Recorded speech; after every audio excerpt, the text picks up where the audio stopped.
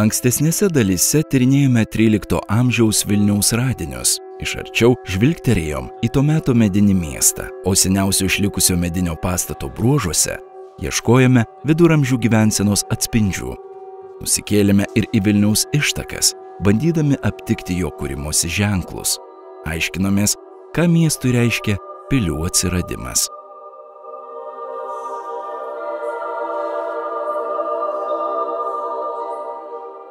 Dažnai iki šių dienų išlikusius mūrus ant Gedimino kalno iš įpročio vadiname Gedimino pilimi. Deja, tai nėra tikslu. Ši tvirtovė iškilo gerokai vėliau, jau Vytauto laikais.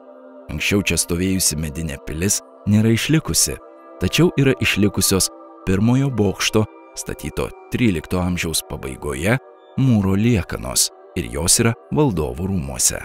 Archeologai turbūt nesutiktų, kad tai pirmasis bokštas. Tai antrasis bokštas.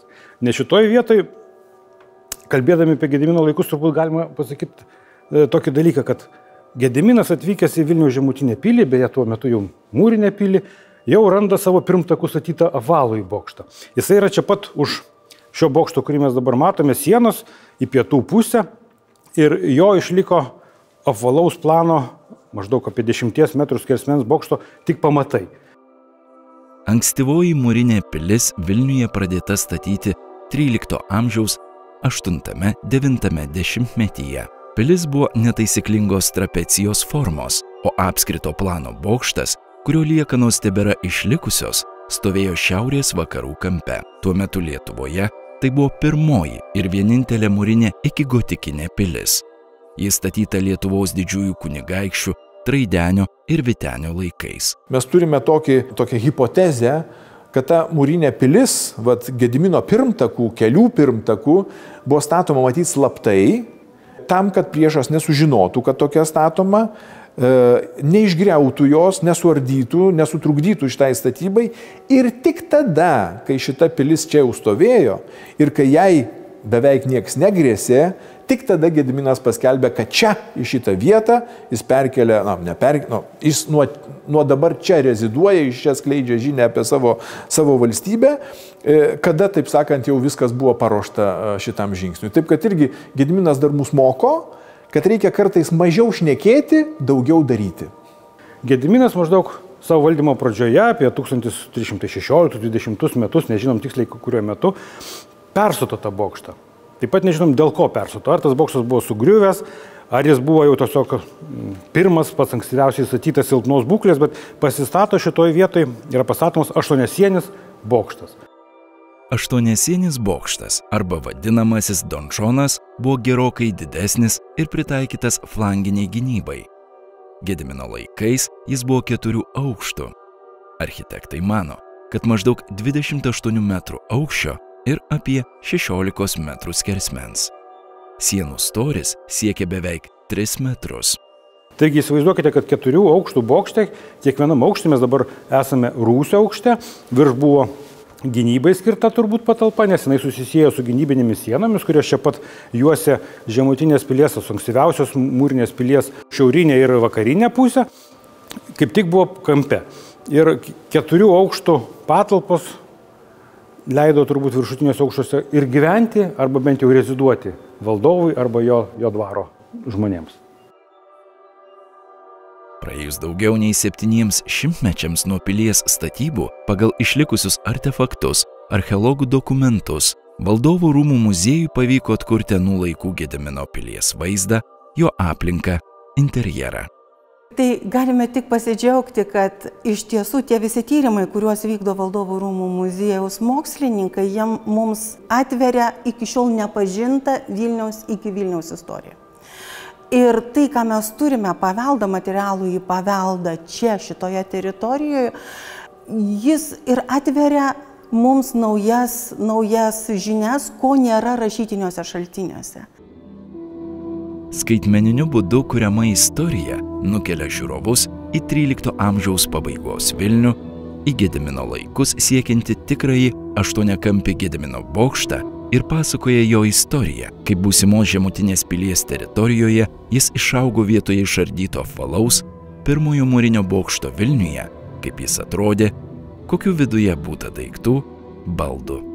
Pasakojame apie mūrus, kuriuos mato atėjęs lankytojas į muziejų čia pat vietoje ir užsidėjus akinius keliasi į kelionę per šimtmečius. Tai yra mato, kaip toje vietoje pastatomas aštuoniakampis bokštas, kurio apačioje yra milžiniška hipokausto krosnis.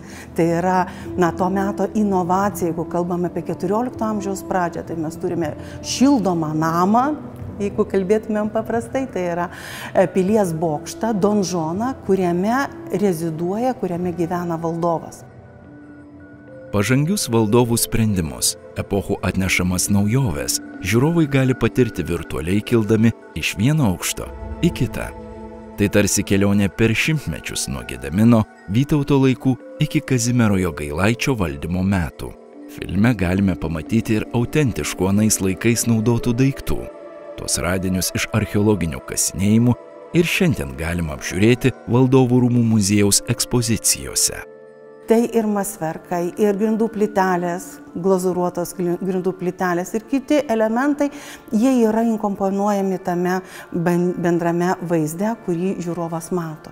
Ir mato ir gobelenus, ir žvakides, ir žvakidžių laikiklius, ir kitus dalykus, kuriuos tikrai lankydamasis muziejuje gali atpažinti pačioje ekspozicijoje.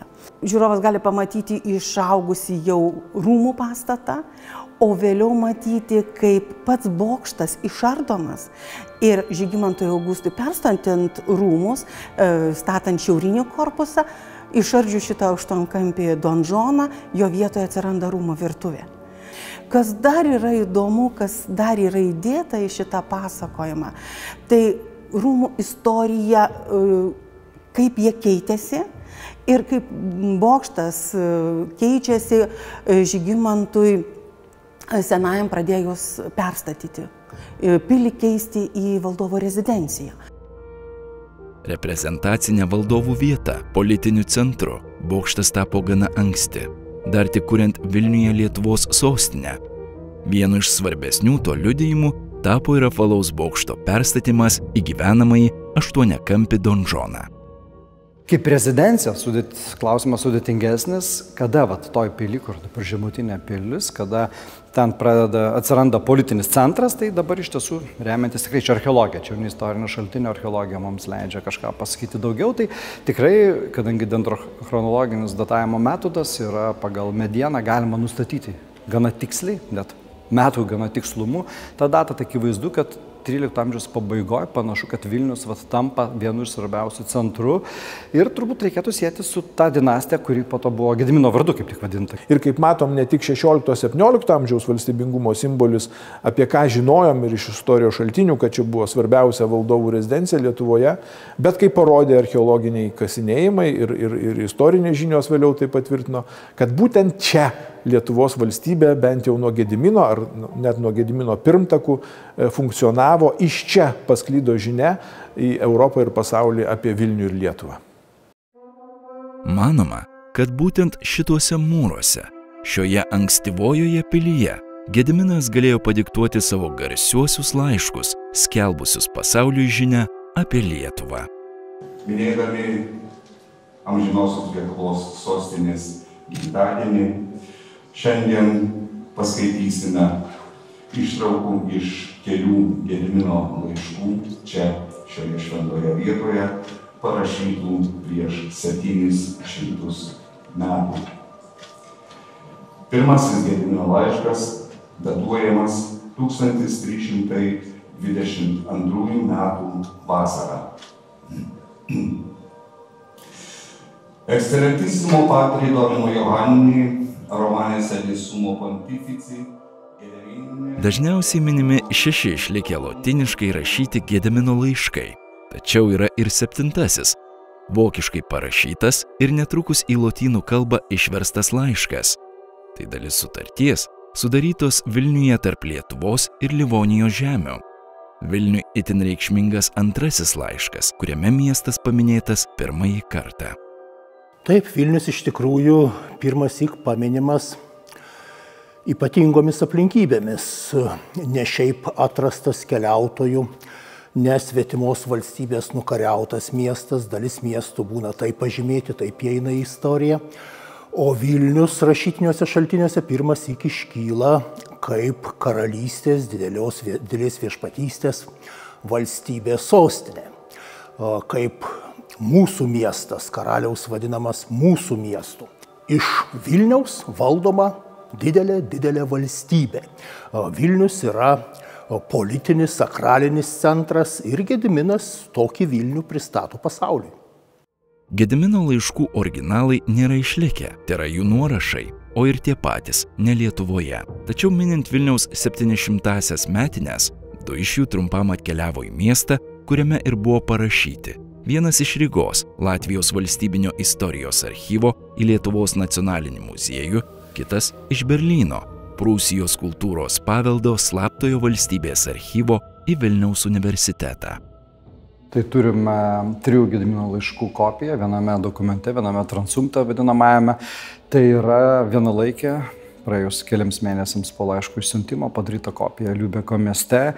Gedimino laiškai, tokie kokie jie iškeliavo iš Vilniaus, ta pačia originaliausia forma neišliko. Apskritai tokio pobūdžio laiškų išlikimas yra labai toks problemiškas, tikrai labai džiaugiamės, kad kopijos išlieka. Tai iš esmės mes galime sakyti, kad tai originali vienalaikė Gedimino laiškų parašytų Vilniuje 1323 metais, kuriuose pirmą kartą minimas Vilnius, originali tų laikų kopija. Na, reikia suprasti, kad Gediminas tuščiai laiškų nerašo. Jis turi tam tikrą politinę programą ir ta politinė programa yra taikos žinia. Taikos žinia krikščioniškajam pasauliui. Gediminas kreipėsi į krikščioniškojo pasaulio lyderį, popiežių, taip pat į viso pasaulio krikščionis iki pat Romos, tai yra į viso pasaulio. Mes kartais mėginame įsivaizduoti, kad Gediminas kalba tik su Hanzos miestais, arba Gediminas kviečia Hanzos miestų miestiečius ir gyventojus tik į Vilnių ar tik į Lietuvą. Ne, Gediminas iš tikrųjų turi labai plačią programą, jam svarbu susitaikyti, surasti sugyvenimo būdą su krikščioniškojų pasauliu. Savo karalystės, valdomos karalystės sugyvenimą su visų krikščioniškojų pasauliu. Viena vertus jis pasako pačią didžiausią politinę aktualiją. Pirmą kartą krikščioniškam pasauliui pasiūlo lietuvišką konflikto su ordinu interpretaciją. Sako, kad jie iš esmės ginasi ir ordinas praktiškai ne tai, kad čia krikščionybę neša, bet praktiškai trukdo tai krikščionybę įsitvirtinti. Gediminas pats deklaruoja, kad mes esam patys pasistatę čia bažnyčias katalikiškas Vilniuje, Naugarduke ir kad kiekvienas, kaip ten gana efektingai pasakyta, gali kreiptis į Dievą taip, kaip jisai nori. Ir kažkuria prasme jis tokiu būdu parodo savo valstybės atvirumą ir ją dar sustiprina tuo antrų punktų. Ši antroji dalis yra geriausiai žinoma plačiai visuomeniai. Tai kvietimas Hanzos miesto piliečiams, amatininkams, pirkliams, žemdirbiams, visų socialinių grupių atstovams atvykti į Lietuvą. Dažnai labai kalba pirklius amatininkus, bet iš tiesų, jeigu ten skaitai, tai tikrai eina kalba apie visus, tai yra apie riterius, ginklanešius, dvasininkus, be abejo valstiečius, tuomet vis tiek didžiausia dalis, bet kartu, kadangi eina kalba apie Vilnių, tai yra apie miestiečius, apie pirklius ir amatininkus, juos kviečia apsigyventi irgi bandydamas įsitraukti tų valdovų to laiko šito regiono, Vidurio Europos valdovų siekį, sustiprinti demografiją ir ekonominį gyvenimą. Dar kas labai svarbu, Gediminas skelbia, kad ne nuo jo valios priklausys atvykę čia ir įsikurt norintys lietuvių rusų karalystėje, įsikurt norintys vakarų žmonės, bet jie priklausys nuo įstatymo, nuo teisės. Gediminas jiem žada vokiečių miestų teisę, kad jie bus paklusnus ne tik jo valiai, bet įstatymui ir įstatymas juos gins saugos. Atveriame savo kraštą, valdas bei karalystę, kiekvienam Dievos valios žmogui, riteriams, ginklanešiams, pirkliams, valstiečiams, kalviams, rašiams, kurpiams, kailiadirbiams, žvejams, krautuvininkams ir bet kokiems kitiems amatininkams. Nors laiškus rašė raštininkai lotynų kalba, kurios Gediminas nemokėjo, žodžiuose galima įžvelgti ir jo paties, kaip valdovo ir žmogaus paveikslą. Tačiau vis dėlto kai kuriuose vietose tikrai mes girdime neabejotinai Gedimino tokį balsą. Kai kartais jis tiesiog net ir akcentuoja kai kurios dalykus, ten pasako, kad mes tikrai nešauksime savo žodžio, yra labai ryškus toksai žodžio akcentas. Yra valdovo pyktis, matosi keliose vietose, kuris kitam laiške rašo, kalbėdamas apie tai, kad ankstesnis laiškas buvo perimtas ir nulaužtas ten antspaudas, kad tai yra taip jo valdovo įžeidimas. Gedimino antspaudas aiškiai išreiškė karalystės idėją. Pasak išlikusio aprašo, antspaude pavaizduotas soste sėdintis ilgaplaukis vyras, laikantis karūną ir skeptrą. Aplink vyrą įspaustas kryžius ir lotyniškas įrašas, skelbiantis, kad tai ženklas Gedimino, Dievo malonę, lietuvių ir rusų karaliaus. Kitas labai svarbus dalykas Gedimino tekstuose tai yra teisingojo valdovo idėjos kelimas. Rex Justus, tokią idėją kėlė dar Šventas Augustinas, iškeldamas teisingo karaliaus, teisingo viešpaties sampratą. Tai yra tas viešpats, kuris rūpinasi savo karalystę, jos valdiniais ir rūpinasi ne tik jų gerovę, šiapusinę gerovę, bet rūpinasi ir jų sielų išganimu. Netaip dažnai mes turime politinius laiškus, politinę korespondenciją, kurioje tikrai mes galime pamatyti šiek tiek išvystytą gyvesnį žmogų ir tikrai visus kviečiu, kadangi tie laiškai yra kelis kartus jau versti į lietuvių kalbą, atsiversti, paskaityti, nes jie tikrai gerai skaitosi. Gedimino laiškai, jų nuorašai išlikę įvairiose Europos atminties institucijose anksti buvo pastebėti pirmiausia vokiečių mokslininkų, istorikų ir filologų ir anksti buvo pradėti spausdinti, parengti ir išspausdinti. Tai štai pirmasis vertimas į lietuvių kalbą, jis pasirodė 1966 metais ir buvo parengtas pasirėmus tais perspausdintais, paredaguotais tekstais. Remiantis baltarusių istoriko Vladimiro Pašutos parengtais tekstais, pirmasis laiškus į lietuvių kalbą išvertė klasikinės filologijos specialistas, kultūros istorikas Marcelinas Ročka. Prieš 20 metų naują laiškų sąvadą parengė istorikas Stevenas Kristoferis Rovelas, remdamasis jau laiškų originalais, surinktais įvairiuose archyvuose ir bibliotekose. Vertimas atliktas labai laikantis teksto raidės. Todėl vietomis jis yra sunkesnis ir perskaityti, ir suprasti.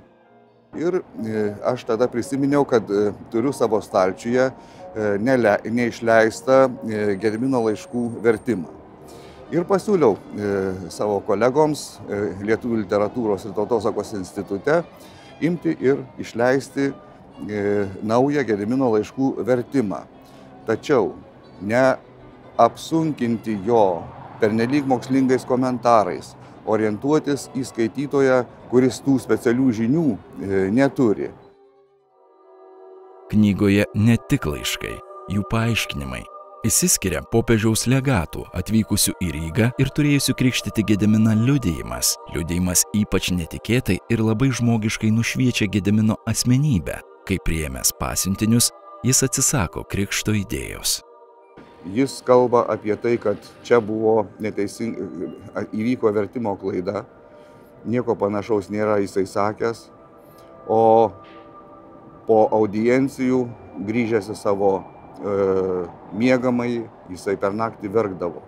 Na štai pati pabaiga šito pasiuntinių pasakojimo skamba taip.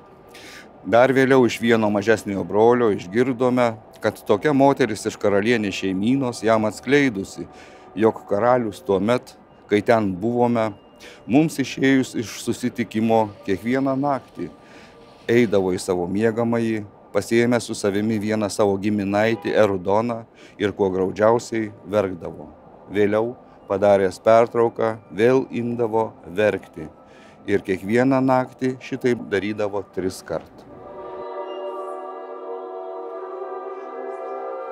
Tai yra iš tikrųjų, unikalūs tekstai iš 14 amžiaus pirmosios pusės tekstų. Mes raiškesnių, įdomesnių, stipresnių neturime.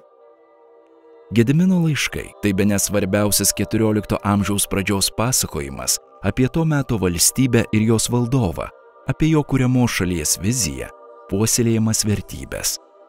Kartu tai žvilgsnis ir į ateitį, juk žinia valdovas skelbia tiek esantiems, nesantiems, tiek ir būsimiems žmonėms. Taigi, ką mes galėtume atsakyti Gedimino tokį kreipinį, ar ne? Tęst Vilniaus pasakojimą. Tęst Vilniaus pasakojimą. Tas Vilniaus pasakojimas yra, suverenumo, laisvės pasakojimas, savarankiškumo pasakojimas. Gediminas mums sakytų, kad mes, ir 21 amžiuje turėtume remtis tą laikyseną, savarankišką, nepriklausomą laikyseną, kurią Vilnius šimtmečius kūrė. Simboliška, kad prieš 700 mečius parašytus tekstus, kurie ir šiandien aktualūs, nors ir įgyja naują prasme, skulptorius Martynas Gaubas įamžino valdovų rūmų kieme prie sarkofago, atkartojančio Gedimino bokšto kontūrus. Laiškai tarsi grįžo ten, iš kur skleidė žinią pasauliui apie Vilnių ir Lietuvą. Irgi visi galės atkreipti dėmesį ir prisiminti, kaip sakėte, tą labai žinomą turinį apie vašką ir geležį, ir apie žodžio tvirtumą mūsų valdovo, ir apie kvietimą, apie laisvę, atvirumą, bendradarbiavimą, visą tai, kas ir apie taiką, kurios dar nematė net krikščioniškasis pasaulis. Tai visos šitos aksiomos ir šiandien Maskvos agresijos akivaizdoje irgi ypatingai yra aktualios.